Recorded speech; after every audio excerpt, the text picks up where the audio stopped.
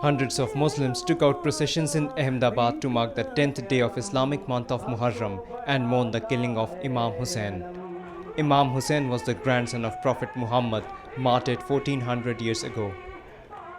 આ તહેવાર આપણે ઇમામ હુસૈન અલૈહિસ્સલામ જે પૈગંબર સાહેબના નવાસા હતા તેમની શહાદત થઈ છે આવતીકાલે અને એની યાદમાં આ તહેવાર મનાવવામાં આવે છે.